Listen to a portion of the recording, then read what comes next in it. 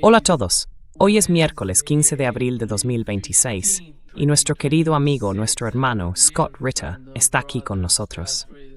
Bienvenido de nuevo, Scott. Gracias por invitarme. Scott, déjame empezar por lo que está ocurriendo cerca del estrecho de Hormuz, el bloqueo impuesto por Donald Trump. Hasta ahora, ¿qué sabemos sobre ese bloqueo y qué tan efectivo ha sido?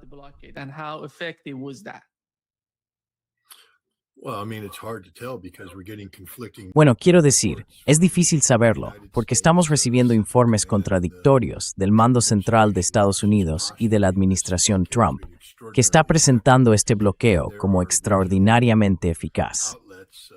Y hay medios regionales, muy pro-estadounidenses y anti-iraníes, que repiten este mensaje, insinuando de algún modo que el tráfico fluye libremente por el estrecho de Hormuz y que los iraníes ya no tienen control sobre él. Luego comparamos eso con los informes procedentes de Irán, que dicen que no, que ellos mantienen plenamente el control del estrecho, que están cobrando sus aranceles y que solo los barcos que los pagan pueden transitar.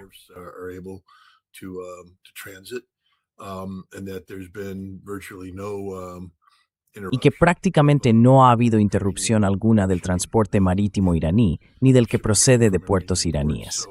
Así que, ya sabes, tenemos narrativas contradictorias. Yo diría que apoyo la narrativa iraní porque parece más basada en la realidad.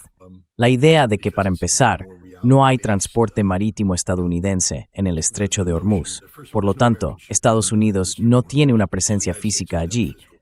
¿Cómo pueden dictar lo que ocurre en el estrecho? No lo están controlando. La implicación es que al establecer una especie de línea de vigilancia más lejos, en el Golfo de Omán y en el Océano Índico, están interceptando de manera efectiva el tráfico ilícito.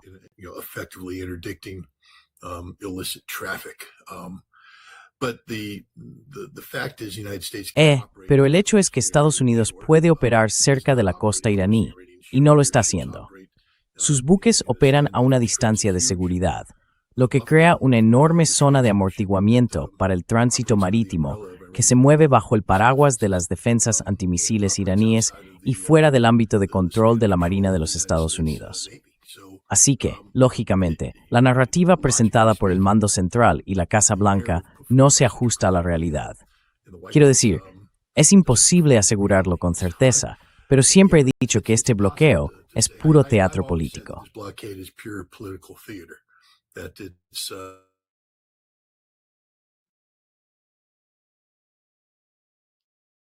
Sí. Hemos vuelto. ¿Me oyes, Scott? Puedo oírte.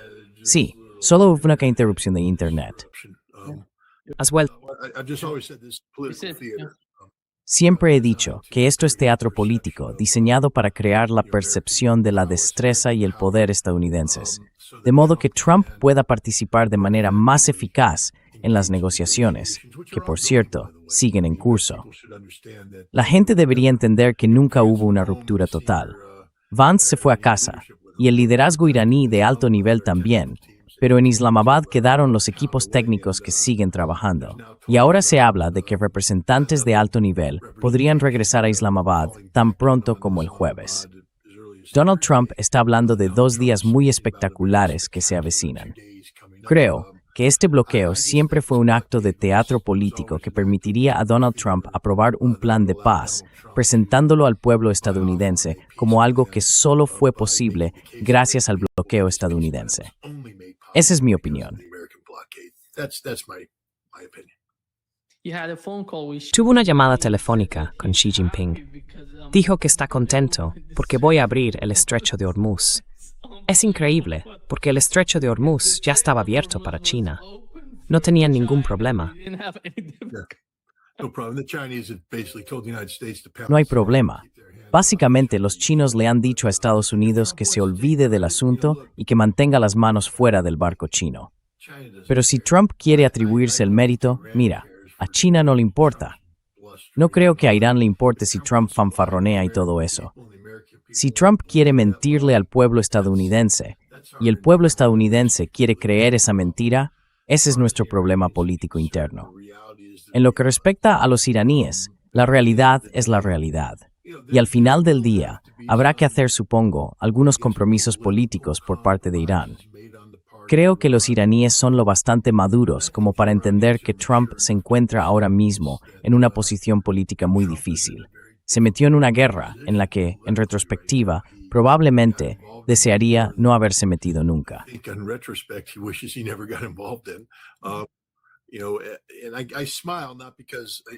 Sabes, sonrío no porque por otro lado, esta guerra ha costado miles de vidas, la mayoría de ellas de iraníes inocentes.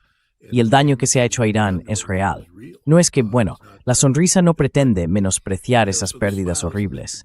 La sonrisa es más bien una respuesta fisiológica ante la estupidez de todo esto. Quiero decir, esto es una auténtica locura. Y este presidente se ha acorralado a sí mismo y quiere salir. Y hay una vía de salida, pero tiene que asegurarse de que esa vía pueda presentarse al público estadounidense como una victoria de Donald Trump. Y eso es difícil de lograr cuando no ha habido ninguna victoria en absoluto. Quiero decir, Estados Unidos no ha alcanzado ninguno de sus objetivos.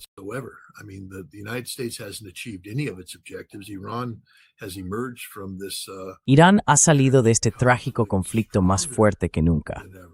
Quiero decir, seguimos hablando de la marina iraní destruida. Y sin embargo, tenemos que reconocer que todavía cuentan con sus lanchas rápidas, capaces de colocar minas, y con submarinos que pueden operar de forma independiente. Hundimos buques de guerra de superficie que en realidad nunca iban a suponer un desafío efectivo para Estados Unidos. Así que llevamos a cabo una campaña naval que no tiene ningún impacto en la realidad que se enfrenta. La marina iraní era mucho más que unos cuantos buques de superficie. En este momento, la marina iraní dispone de capacidades de misiles balísticos y drones que le permiten controlar el estrecho de Hormuz y proyectar poder desde las costas iraníes para mantener a la Marina de Estados Unidos a distancia. Entonces, ¿qué marina ha ganado este conflicto?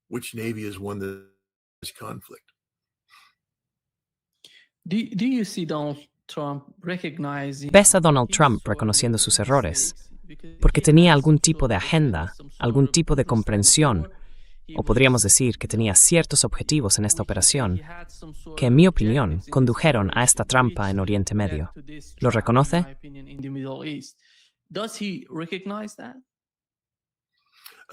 Se ha cortado Internet. ¿Podrías repetir la primera parte de esa pregunta? Mi pregunta es, debido a algún tipo de suposición errónea por parte de Donald Trump, entró en esta guerra en Oriente Medio.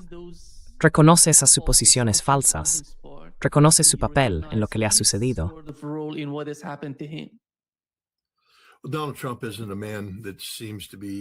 Donald Trump no es un hombre que parezca capaz de mucha autorreflexión. Es alguien que sufre una especie de trastorno de personalidad narcisista maligna. En ese sentido, es psicótico. Tiene un ego del tamaño de la luna y cree que no puede equivocarse. Así que no se trata de que Donald Trump reflexione sobre los errores que ha cometido. Lo que intenta hacer es cargar esos errores sobre los hombros de otros, y habrá cabezas que rueden por ello.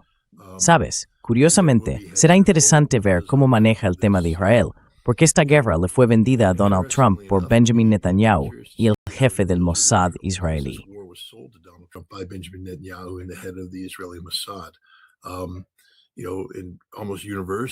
Ya sabes, casi de forma unánime, los asesores de Trump, tanto militares como civiles, advirtieron en contra de aceptar las evaluaciones israelíes al pie de la letra.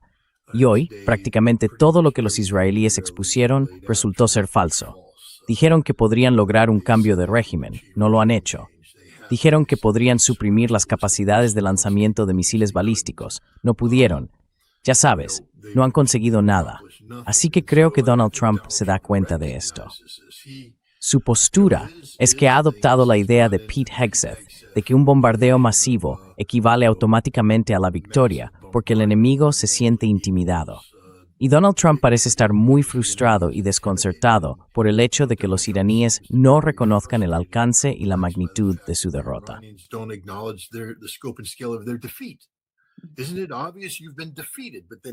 No es obvio que ha sido derrotado.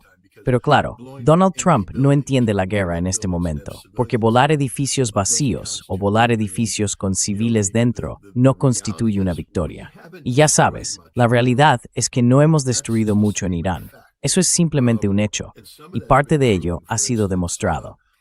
Por ejemplo, la Fuerza Aérea iraní está empezando a salir de sus instalaciones subterráneas. Hemos destruido un montón de aviones en desuso. Los Cambridge Cup rusos 2008 están volando sobre Teherán. Los F-4 están volando. Los F-14 están volando. No he oído aún ningún informe sobre los MiG o los Su-25, pero estoy seguro que en alguna parte. MiGs or the Su-25, 35s yet, but I'm sure they're there someplace. We haven't accomplished anything. Iran is producing missiles. No hemos logrado nada. Irán está produciendo misiles. No es solo que todavía los tengan, están produciendo misiles en este mismo momento. Así que no hemos afectado sus instalaciones de producción de misiles. Lo que sí hemos hecho es volar muchos lugares que ya habían sido evacuados. Volamos muchos edificios vacíos y matamos a muchos civiles debido a daños colaterales o simplemente a una mala puntería por parte del ejército estadounidense. Un departamento de defensa o de guerra al que se le ordenó buscar la máxima letalidad con la mínima legalidad. Es un crimen de guerra en toda regla. No creo que Trump sea capaz de ese tipo de autorreflexión en este momento. Y tampoco creo que el establishment estadounidense sea capaz de ello. Y cuando reflexionen, no será para identificar problemas y proponer soluciones. Será para decidir quién tiene la culpa, a quién se le va a poner la cabeza en una bandeja y quién va a poder quedarse dentro.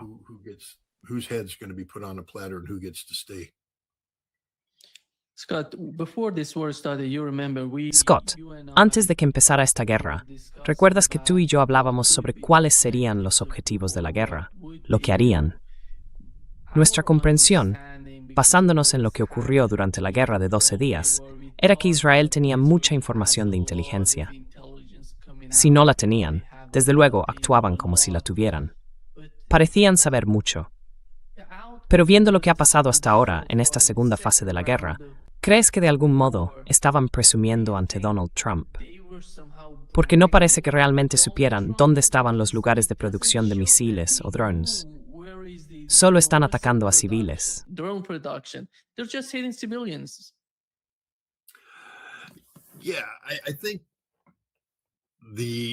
Sí, creo que ante todo la inteligencia no es algo estático. ¿De acuerdo? Llevo mucho tiempo dedicándome a ello.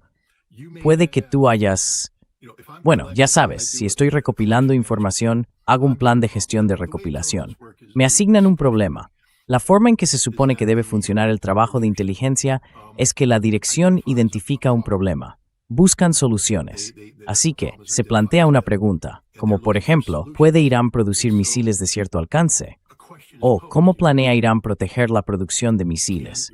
O ¿dónde se encuentra el liderazgo iraní? Se plantean estas preguntas. Y entonces mi trabajo como oficial de inteligencia es tomar esa pregunta y descomponerla en componentes específicos.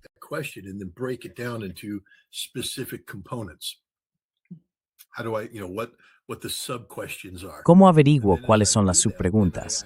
Y luego, mientras hago eso, tengo que hacer una evaluación y decir, de acuerdo, ¿cuáles son los elementos esenciales de información para responder a esto? ¿Y cómo recojo esa información? Si tengo una pregunta, ¿qué activos y recursos utilizo? Así que elaboraré un plan de gestión de recopilación que integre recursos humanos, recursos técnicos, recursos de imágenes, todo eso centrado en este problema. Luego empiezo a recopilar información. A medida que recopilo, puedo perfeccionar mis evaluaciones y formular nuevas preguntas. Pero si haces un buen trabajo, deberías llegar a una respuesta. Y luego, ya sabes, informas a tu jefe, y el jefe hará preguntas de seguimiento.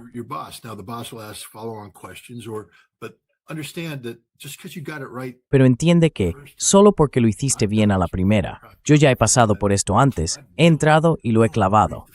Boom, he informado al general de 4 estrellas. Esto es, colega. Pero luego tienes que mantenerte en el camino. No puedes permitirte darte una palmadita en la espalda y dormirte en los laureles, porque las cosas cambian. Mientras recopilo información, por ejemplo, el enemigo, el objetivo, si son inteligentes, están cambiando su forma de actuar como algo natural. Están escuchando lo que se dice. Por desgracia en Occidente, si haces que los políticos se sientan cómodos con algo, tienden a hablar de ello. Y no hablan directamente, hablan de forma indirecta. And they don't talk directly, they talk indirectly, but the hostile forces are listening. Pero las fuerzas hostiles están escuchando y están diciendo, aquí hay algo, cambiemos lo que estamos haciendo. Y si no hago mi trabajo, mantener la red desplegada, supervisar los cambios, entonces tengo que volver y decir, oiga jefe, ¿recuerda eso que le dije la semana pasada? Ya no creo que podamos estar tan seguros, porque parece que los iraníes han hecho esto, aquello y lo otro. Puede que se estén moviendo en esta dirección. Boom, boom, boom. Pero mire, una vez que llego a ese punto, bueno, el problema con la comunidad de inteligencia es que no son como yo. A mí me importa un comino. Yo digo los hechos tal como son, y ya me han despedido antes. El general Schwarzkopf me despidió en plena guerra del Golfo porque le dije una verdad incómoda.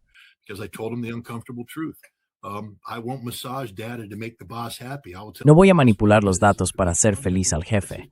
Le diré al jefe cómo son las cosas. Y si eso le molesta, es su problema, no el mío. Excepto que me despidieron. Me volvieron a contratar porque sabían que tenía razón. Pero no importa. Lamentablemente, hoy hay gente que piensa que si no hacen feliz a su jefe, no serán ascendidos. Y si no los ascienden, su carrera se acaba. Así que, una vez que le has dado al jefe un informe positivo, quieres mantenerlo contento. Siguen contándole al jefe la misma mentira, o siguen ajustando los datos para reforzar esa evaluación que hizo feliz al jefe. Y lo que ocurre es que la brecha entre la ficción que venden y la realidad no deja de crecer.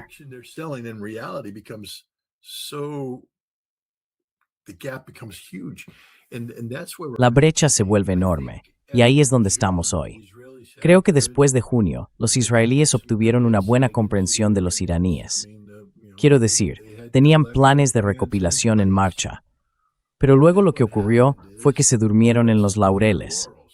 Los iraníes, en cambio, tuvieron que cambiarlo todo. Quiero decir, ¿qué haces cuando descubres que el Mossad ha construido fábricas de drones en tu propio territorio y que han estado allí durante mucho tiempo? No basta con ir y cerrar la fábrica de drones. Tienes que sentarte y preguntarte, ¿cómo demonios ha pasado esto? Es una disfunción sistémica dentro del sistema. Tenemos que cambiarlo todo.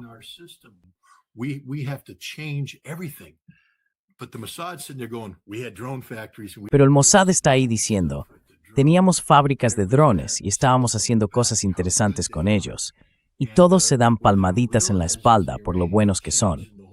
Lo que no se dan cuenta es que los iraníes les están cambiando completamente las reglas del juego, redefiniendo cómo funcionan las cosas. Y si no estás ahí moviendo este material, los iraníes desmantelaron un montón de redes. Y ya sabes, los israelíes dijeron, bueno, tenemos una red de respaldo. Sí, pero la red de respaldo no hacía lo que hacía esta red. La cuestión es que creo que los israelíes se volvieron demasiado arrogantes, demasiado confiados, y los iraníes hicieron lo que correspondía. Quiero decir, la historia lo mostrará, si es que alguna vez se habla de ello. Ya nos enteraremos.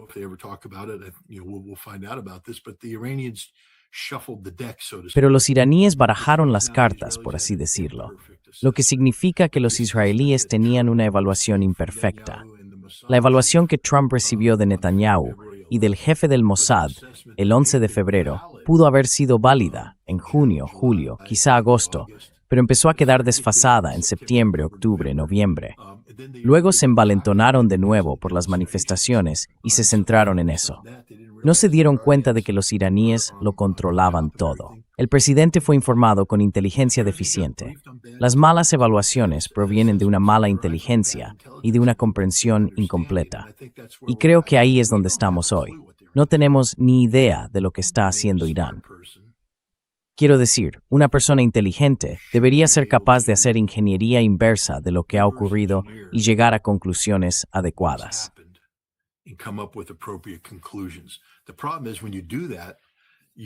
El problema es que cuando haces eso, a menudo terminas con una evaluación tan alejada de la que originalmente informó al jefe, que se vuelve políticamente difícil presentarte ante él y decir, todos estaban equivocados. Porque ¿cómo haces eso? Quiero decir, si eres un analista junior y eres bueno, esto no es ciencia espacial.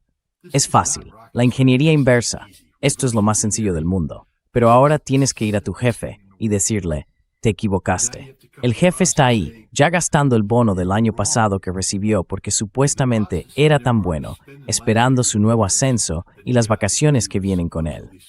Y ahora el chico que trabaja para él entra y le dice, te equivocaste.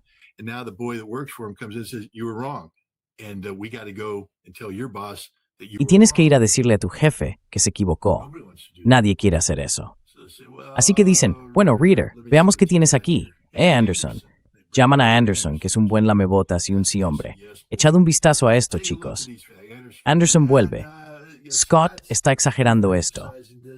Y empiezan a sofocar las evaluaciones. Luego lo que pasa es que quizá algo pequeño sale a la luz para poder culpar a esta persona, desviar la atención hacia aquella otra, pero nunca se hace la revisión completa que debería hacerse. Eso es lo que ocurre cuando la inteligencia se politiza, y la comunidad de inteligencia de Estados Unidos está politizada al 100%. Ya no sabemos decir la verdad. No tenemos gente dispuesta a jugarse el todo por el todo en defensa de evaluaciones de inteligencia sólidas.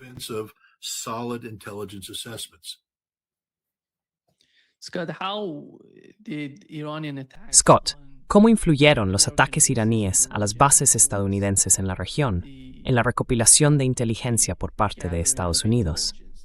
Porque sabemos que, cuando comenzó la guerra, Donald Trump dijo que le sorprendió el ataque iraní a los países del CCG. Pero parte de eso consistió en ataques a radares, y otra parte en ataques a oficinas de la CIA y el Mossad en la región. ¿Cómo afectó eso al concepto general de recopilación de información?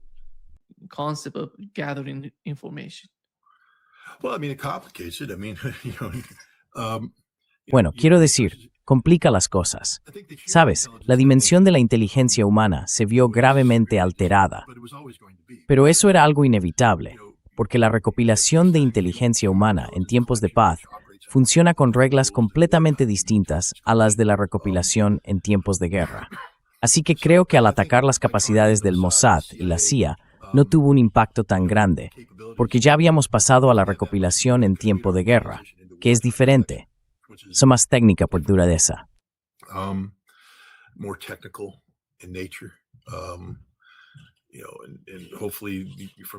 Ya sabes, y con suerte, desde la perspectiva iraní, tuvieron eso en cuenta.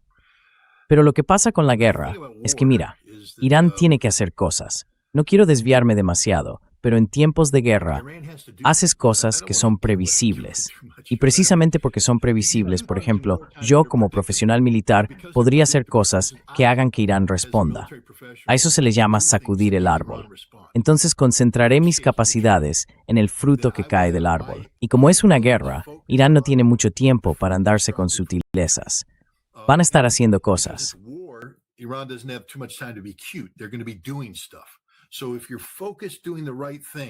Así que, si te centras en hacer lo correcto, si te centras en las cosas adecuadas, si conoces las capacidades de tu enemigo, si sabes cómo se comunica, puedo ser muy eficaz en mi labor de recopilación de inteligencia. Ahora bien, tengo que estar muy atento porque las cosas cambian cada día, pero la cuestión es que si realmente estuviéramos haciendo una recopilación de inteligencia sólida, deberíamos saber mucho sobre cómo opera Irán. El problema es que nuestros líderes políticos no quieren saber cómo opera Irán. Han aceptado una ficción y tienen que mantenerla. Nadie tiene el valor de presentarse ante el presidente y decirle, todo lo que te dijeron era una mentira. Nadie tiene el valor de hacerlo.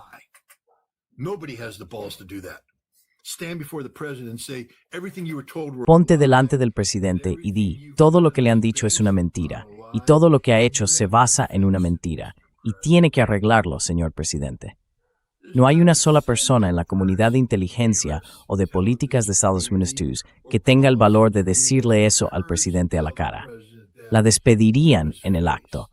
No se le permitiría entrar en la Casa Blanca. Y por eso ya no tenemos gente haciendo inteligencia eficaz, porque esa inteligencia es políticamente imposible de hacer llegar a los niveles superiores. Politically impossible to move up the chain.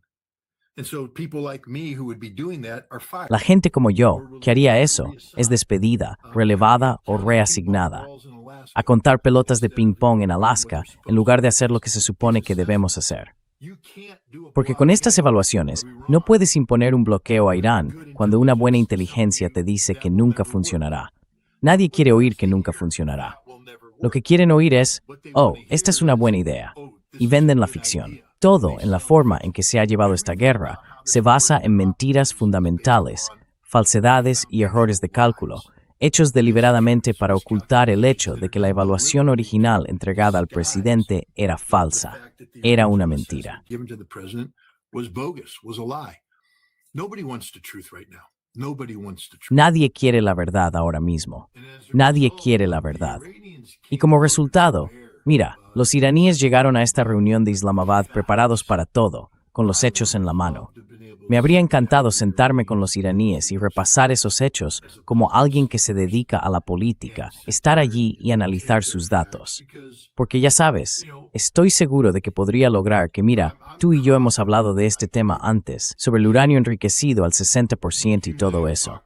Habría conseguido que los iraníes admitieran que fue una mala idea, que no necesitan ese material y que van a deshacerse de él. Esa es una conversación fácil, muy fácil de tener. That's an easy discussion to have. Creo que dijeron eso. They're not gonna. Yeah, they've already. No van a, sí, ya lo han reconocido, y lo volverían a reconocer. Pero ya sabes, tenemos que entrar con lo de, el enriquecimiento está bien. Puedes enriquecer hasta el 3,5%, pero debido al problema del 60%, tenemos que eliminar de forma permanente tu capacidad de volver a alcanzar el 60%. Eso no puede permitirse, no se va a permitir.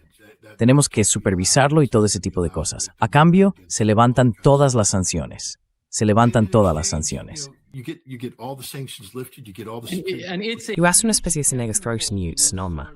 No está fintry. not 100% about. technical negotiation. But it's doable. It's doable. But in order to do that, you have to be. Pero para hacer eso, hay que dejar de lado la estupidez. En nuestro bando, cuando permites que Steve Witkoff y Jared Kushner se pongan al frente, no entienden cuando Araki entra y dice, tenemos 490 libras de este material, o kilogramos de este material. Ellos responden, nos está amenazando con 10 armas nucleares. No, lo que él te estaba diciendo es que Irán no ha seguido enriqueciendo. Irán no ha hecho eso. Todo está ahí, preparado. Está ahí, listo para ser entregado. Eso es lo que le estaba diciendo a Estados Unidos. Pero nuestros idiotas están ahí sentados diciendo, no, nos estás amenazando con armas nucleares. Irán no está amenazando a nadie con armas nucleares. Irán está diciendo, tenemos esta capacidad y esto es lo que es. And this is what it is. This is the reality of it. Esa es la realidad. Pero no estamos preparados para tener esa discusión técnica. No creo que tengamos personas capaces de mantener esa discusión técnica, porque hay que empoderarlas políticamente. Y ahora mismo, nadie en Washington D.C. quiere empoderar la verdad. Es lo mismo con el estrecho de Hormuz. Es un problema fácil de resolver, un problema muy sencillo de resolver. Y es uno en el que creo que los iraníes, si fueran políticamente responsables, aceptarían una ventana de 10 años de aranceles o peajes. Así que no es algo permanente. No estás amenazando el derecho internacional del mar, ni nada por el estilo. Pero reconoces la necesidad inherente de garantías de seguridad.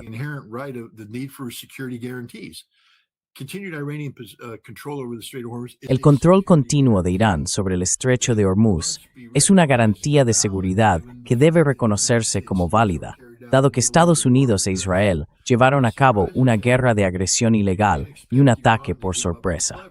No se puede esperar que Irán renuncie a su influencia. Y el hecho de que los estados árabes del Golfo apoyaran directa o indirectamente este ataque significa que ellos también deben pagar un precio. Pero podemos plantearlo de una manera. Hay un mecanismo que podría entrar en juego, en la que se trate de reconstrucción o algo por el estilo. Hay una forma de presentarlo para que Irán obtenga lo que necesita políticamente, pero sin que se venda como una derrota estadounidense. lo cual es importante, políticamente importante. Sé que todos los no estadounidenses dirán, nos da igual. Politically important. I know there's all the non-Americans are out there saying pound sand, we don't care. Well, you know what? Then you'll never get a solution to the Bueno, ¿sabes qué? Entonces nunca se encontrará una solución al problema, ¿verdad? Esto no se trata de la humillación de Estados Unidos. Se trata de encontrar una buena vía de salida que ponga fin a esta guerra para que el pueblo de Irán pueda desenvolverse libre de sanciones económicas, libre de restricciones internacionales. Por fin podrían tener la economía que merecen y atraer inversiones. Todo esto sería positivo para el pueblo iraní si llegara a suceder. Trump tiene que ser capaz de hacerlo políticamente. Y ahora mismo, no creo que Estados Unidos sea capaz de dar poder a las personas adecuadas. Pero ya veremos, porque parece que hay técnicos que son conscientes de todo lo que tú y yo estamos comentando ahora mismo.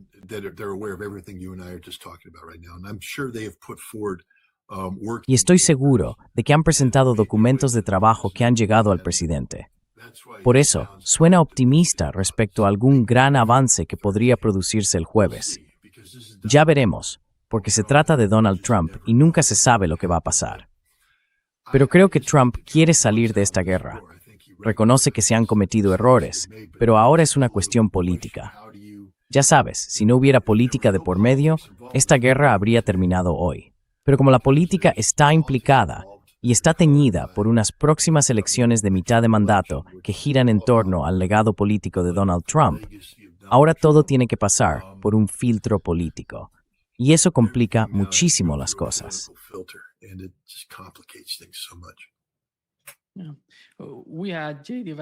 Sí, tuvimos a J.D. Vance participando en Tepusa y fue confrontado por algunas personas que lo acusaban de apoyar un genocidio. Y J.D. creo que quiere ser el 28º candidato presidencial de los republicanos. ¿Cómo ves la forma en que estaba negociando con los iraníes? Porque desde el lado iraní, hablé con el profesor Miranda, dijo que en plena noche, ya sabes, era tarde, decidió irse a Estados Unidos, aunque antes había acordado que las negociaciones continuarían hasta el domingo, pero decidió marcharse. ¿Qué fue eso, Scott? ¿Qué fue eso? Estuvo llamando a Washington una y otra vez. Habló con Benjamin Netanyahu, y Netanyahu dijo que estaba en contacto directo con él porque quería informar de lo que había ocurrido. ¿Qué es eso?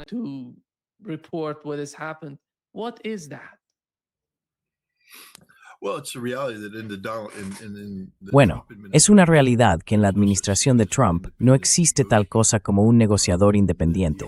La única voz que cuenta es la de Donald Trump. Esto no es Richard Nixon dando permiso a Henry Kissinger para salir, resolver problemas y luego informar. El presidente fue informado al respecto y Kissinger tenía una gran libertad. J.D. Vance no tenía ninguna libertad. Ninguna libertad. El hecho de que casi existiera un memorando de entendimiento de Islamabad se debe únicamente a los iraníes, que llegaron muy bien preparados. Supieron aprovechar cualquier aportación limitada de los estadounidenses y convertirla de inmediato en algo concreto. Estaban listos para actuar. Es una pena que desperdiciáramos esa oportunidad. Pero J.D. Vance no estaba allí, en mi opinión. No estaba allí para llegar a un acuerdo.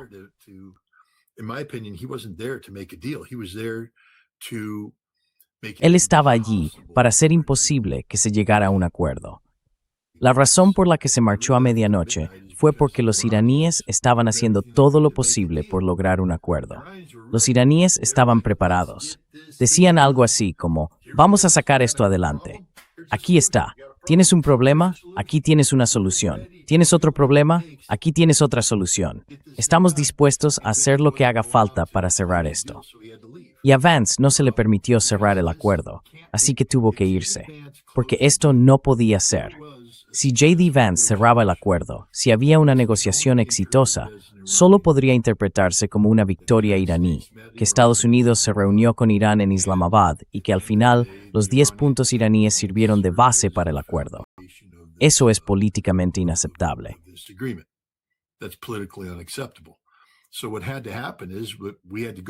Así que lo que tenía que pasar era que teníamos que entrar allí, entablar contacto con los iraníes y luego declarar que las negociaciones habían terminado por la intransigencia iraní y después retirarnos. Eso le da margen a Donald Trump para llevar a cabo el teatro político de un bloqueo que de hecho es un bloqueo. Le permite declarar la victoria, cosa que ya ha hecho. Ahora puede entrar, cerrar el acuerdo y decir que solo ocurrió gracias a la gran fuerza y determinación que demostró al dejar claro a los iraníes quién manda en el estrecho de Hormuz. Pero ahora que eso está resuelto, vamos a tener reconstrucción, una gran fuente de ingresos, según como quiera presentarlo. Pero a J.D. Vance simplemente no se le permitió tener éxito. No creo. Algunas personas dicen que es porque Trump, ya sabes. I don't think, some people say that's because Trump,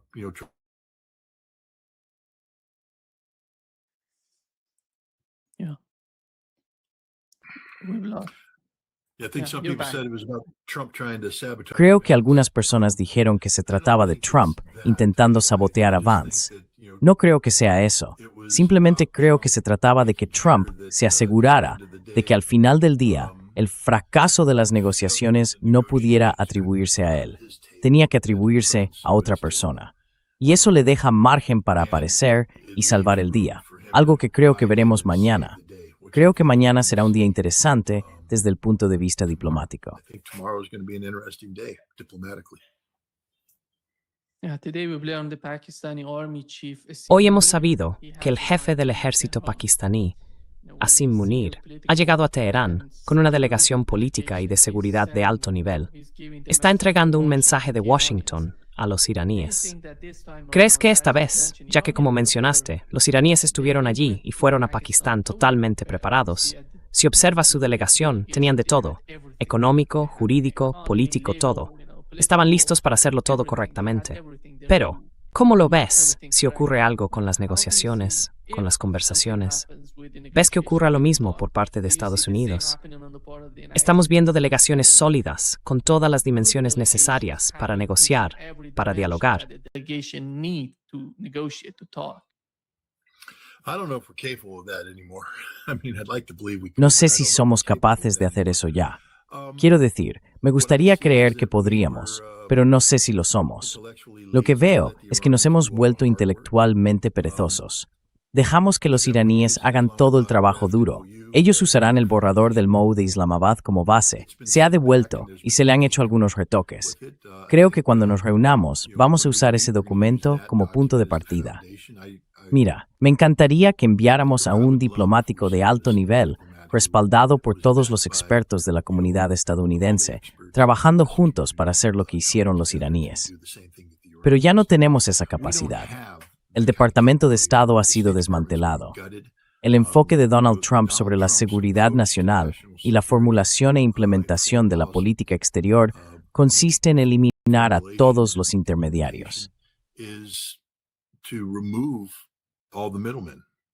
So we don't have technical experts anymore. We don't have people that Así que ya no tenemos expertos técnicos.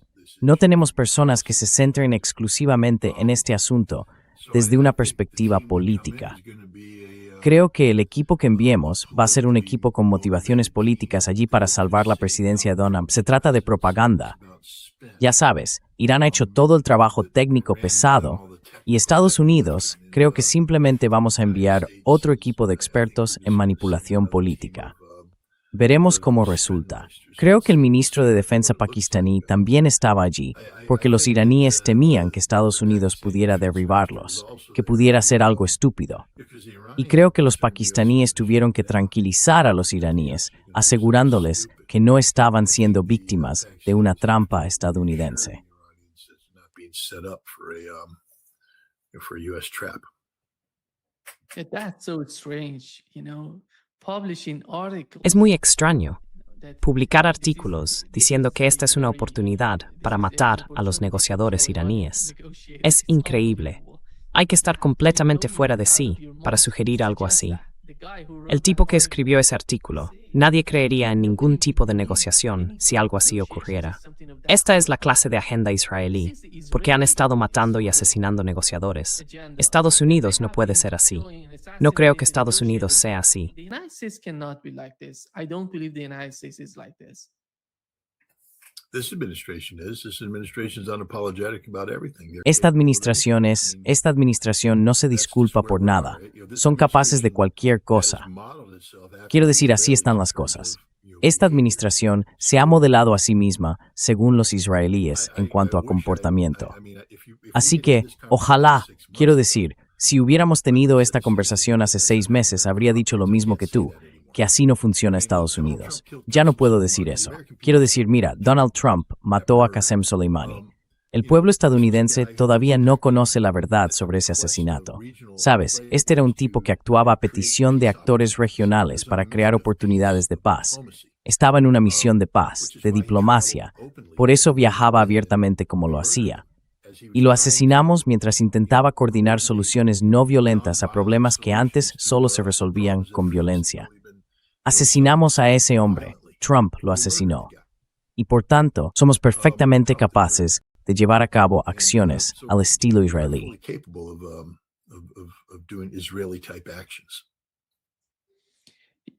You mentioned, Scott, it seems that still in the mind of Mencionaste, Scott, que parece que en la mente de aquellas personas, que son los principales responsables de la toma de decisiones en Estados Unidos y en Israel, todavía persiste la idea de que el gobierno iraní es ideológico, que son radicales, pero nadie percibe la actitud pragmática del gobierno de Irán. Yo diría que no hay nada radical en él. Si conoces a la gente, si hablas con ellos, si ves la manera en que entienden el conflicto, la guerra, hasta ahora, más de 40 días después de su inicio, no hay nada radical en ellos, nada ideológico. No atacaron a civiles.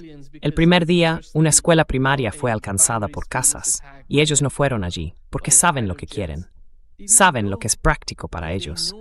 Y eso es lo que, en mi opinión, Estados Unidos e Israel también no logran entender.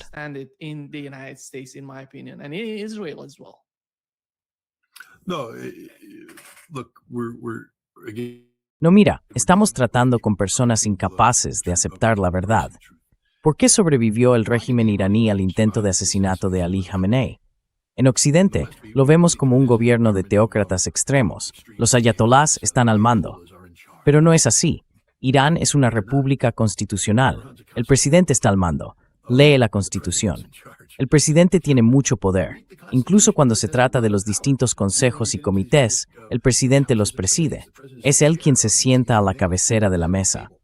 Sí, el líder supremo está ahí, pero lo está desde un punto de vista religioso, para asegurarse de que las políticas se ajusten a los fundamentos islámicos de la nación. Islamic, foundation of the nation.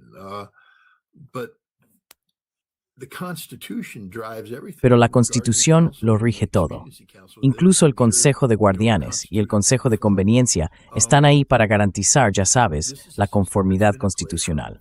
Este es un sistema que lleva en funcionamiento 5 décadas y funciona.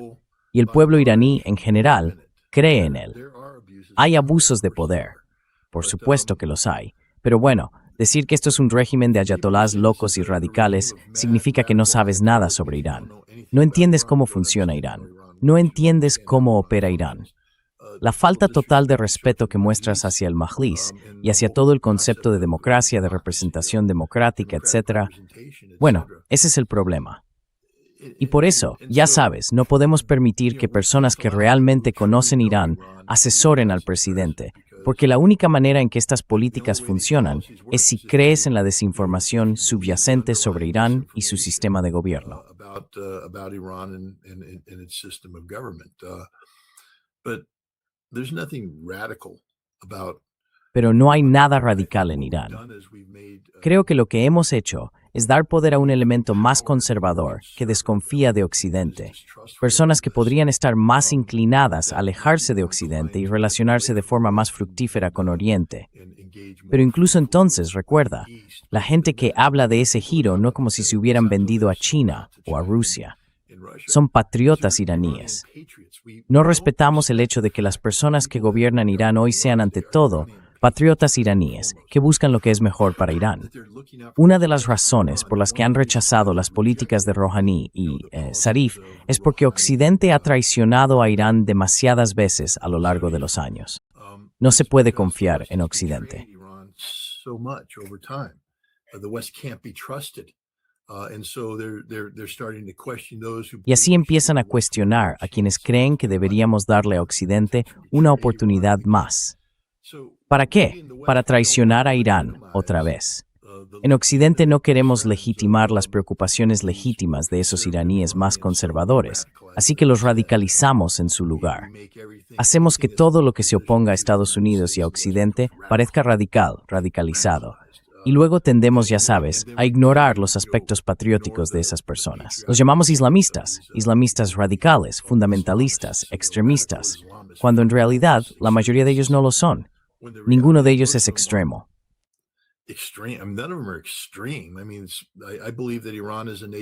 Quiero decir, creo que Irán es una nación de gran fe, y creo que las personas que gravitan hacia posiciones de liderazgo, porque es una república islámica, son personas cuyas creencias se alinean con la visión de una república islámica.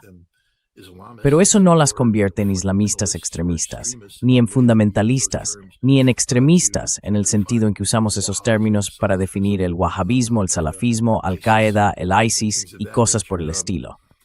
En Occidente, somos incapaces de discernir las diferencias. Tal vez seamos capaces, pero simplemente no queremos hacerlo, porque la verdad es compleja y preferimos la simplicidad. Y así abrazamos las mentiras. Aceptamos, ya sabes, narrativas inexactas porque es más fácil hacerlo, porque en realidad no estamos intentando ganar un debate sobre la realidad de Irán con los iraníes.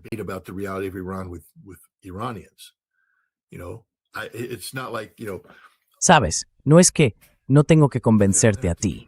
Tengo que convencer al americano idiota que vive al otro lado de la calle, al americano idiota que vive más abajo, al americano idiota que vive aquí, gente que es ignorante sobre el tema.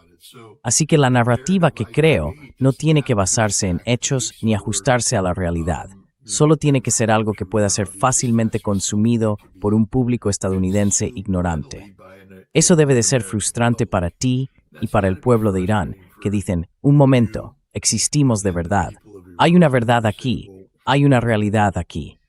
Lamentablemente, no nos importa vuestra verdad ni vuestra realidad. Solo nos importa cómo podemos manipular los datos para que se consuman políticamente aquí, en Estados Unidos.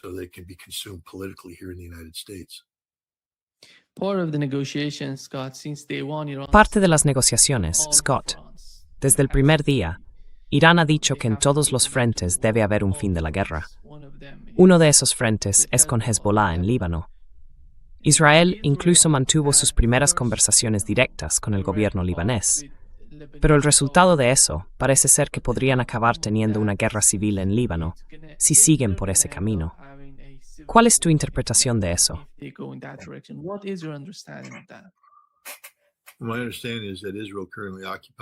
Según tengo entendido, Israel ocupa actualmente el 22% del territorio libanés.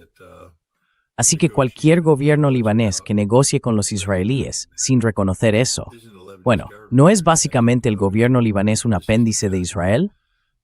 El hecho es, ya sabes, la constitución libanesa, las peculiaridades del sistema impuesto por los franceses, que garantiza la presidencia a un cristiano y el cargo de primer ministro a un musulmán suní, significa que no hay una verdadera democracia.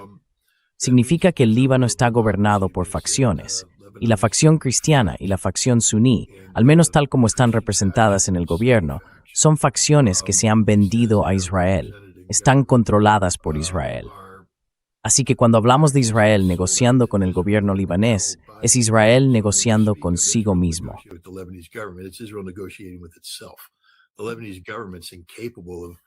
El gobierno libanés es incapaz de hacer eso.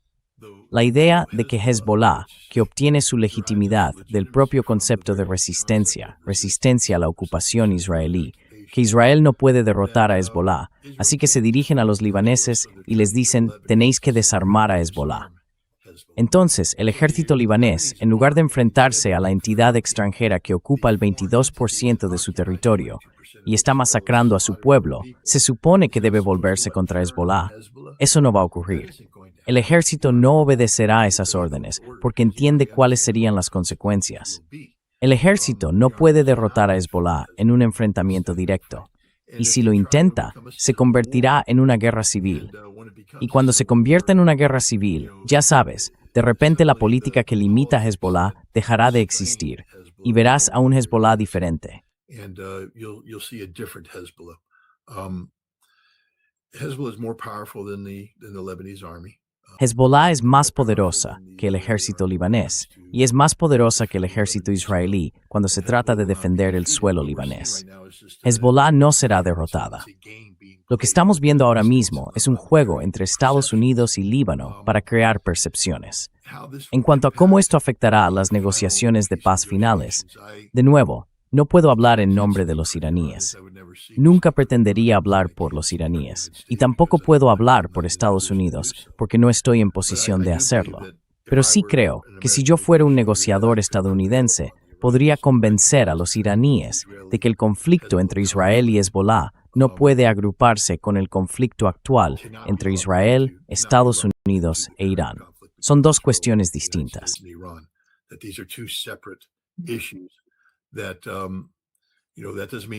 Eso no significa que vayamos a dar carta blanca a Israel para actuar, pero tenemos que reconocer la realidad de que no vamos a resolver el problema libanés hoy.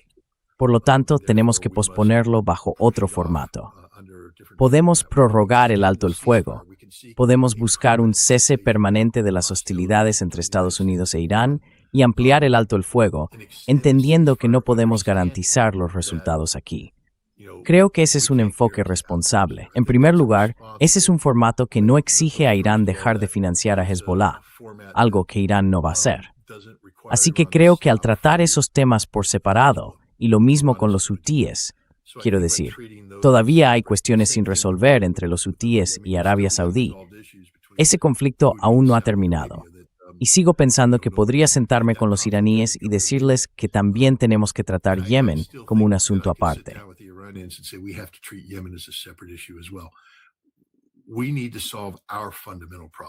Necesitamos resolver nuestro problema fundamental. Pero estas cuestiones son mucho más complejas. Implican a actores que están fuera del marco de nuestro conflicto. Por eso necesitamos idear un mecanismo eficaz para mantener el compromiso y resolver estos conflictos. Y yo les diría a los iraníes, sin impedir su capacidad de avanzar, que quiero que se levanten las sanciones contra Irán. Lo diría como negociador estadounidense. Quiero que se levanten esas sanciones. No podemos levantar esas sanciones si las vinculamos con Yemen y Líbano, porque estos problemas no se van a resolver de la noche a la mañana. Si las vinculamos, eso significa que este asunto se prolongará indefinidamente. Necesitamos concluir nuestros problemas para que podáis lograr el levantamiento de las sanciones y podamos seguir adelante con lo que tengamos que hacer en la región.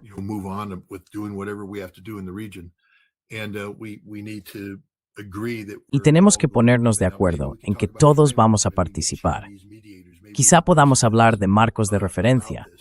Tal vez podamos conseguir mediadores chinos. Quizá podamos hacer algunas cosas para cambiar la dinámica.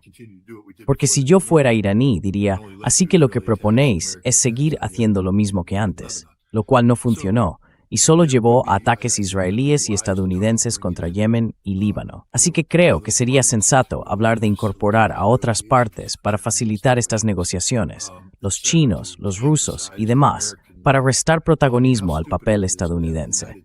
Quiero decir, ¿qué tan absurdo es que Estados Unidos, junto con Líbano e Israel, negocie el futuro de Hezbollah? Es un planteamiento ridículo. En fin, eso es todo.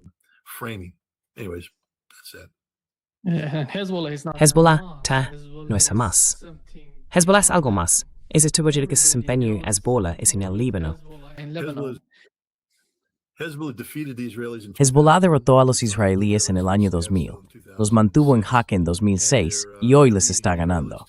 Así que, ya sabes, sí, Hezbollah es Hezbollah. No va a desaparecer pronto.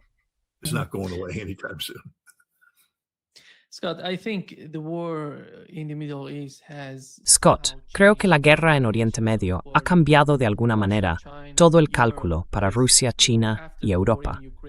Después de la guerra en Ucrania, que fue un golpe total para la economía europea, han estado sufriendo mucho. Y luego llegó la guerra en Oriente Medio. Se puede ver cómo sufren con el paso del tiempo, especialmente con lo que está ocurriendo en el estrecho de Hormuz, por ejemplo. ¿Cómo ves la manera en que Donald Trump intentó presionar a Arabia Saudí?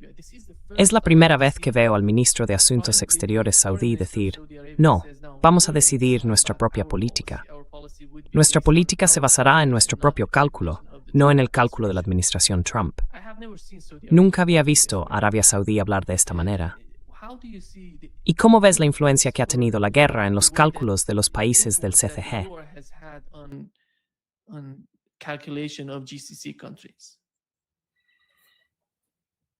I mean, we have a study in contrast. Quiero decir, tenemos un estudio de contrastes. Tenemos a Arabia Saudí, que parece estar más basada en la realidad, diciendo algo así como, somos nosotros quienes tomamos estas decisiones. Los Emiratos Árabes Unidos son puramente una herramienta de Estados Unidos. Es decir, enviaron una delegación de alto nivel a China para intentar presionarla a que retirara su apoyo a Irán.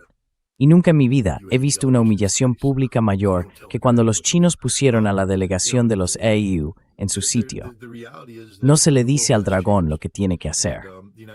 La realidad es que el mundo ha cambiado y Estados Unidos ya no puede proyectarse como esa superpotencia.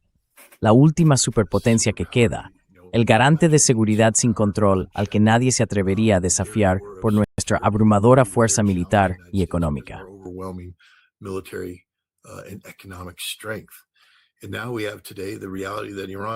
Y ahora tenemos hoy en día la realidad de que Irán ha logrado enfrentarse con éxito a Estados Unidos en el ámbito militar y que Estados Unidos no ha conseguido quebrarlos económicamente. El mundo es un lugar mucho más complejo y matizado, con fortalezas acumuladas en China, Rusia y otros lugares que Estados Unidos no puede superar. Ya sabes, las naciones árabes del Golfo, que durante, 4 décadas, han aceptado la doctrina Carter, que consistía, ya sabes, en que América garantiza la seguridad, pero a cambio, tú garantizas que tus políticas exteriores se alinearán con las de Estados Unidos. Ya sabes, hubo...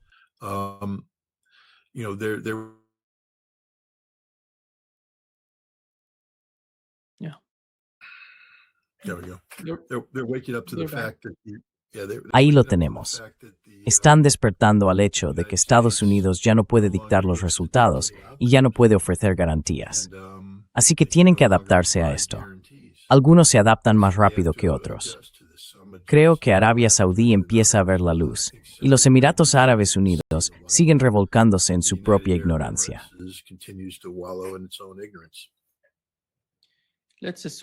Supongamos que llegan a algún tipo de acuerdo en las negociaciones entre Irán y Estados Unidos. ¿Va eso a marcar una nueva era de cooperación entre Estados Unidos y otros países?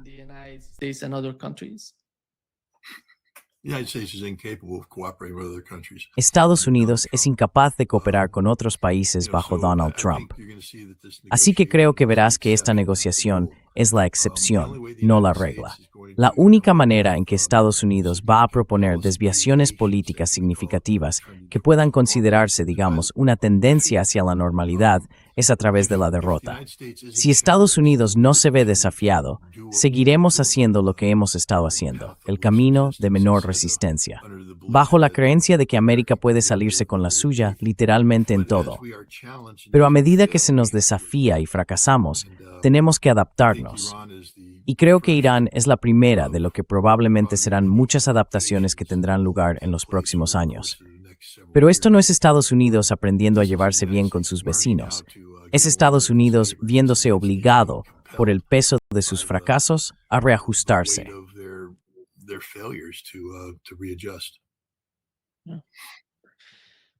Muchas gracias, Scott, por acompañarnos hoy. Un gran placer, como siempre. Muchas gracias por invitarme. Espero que te encuentres mejor. Gracias, hasta pronto, Scott. Adiós.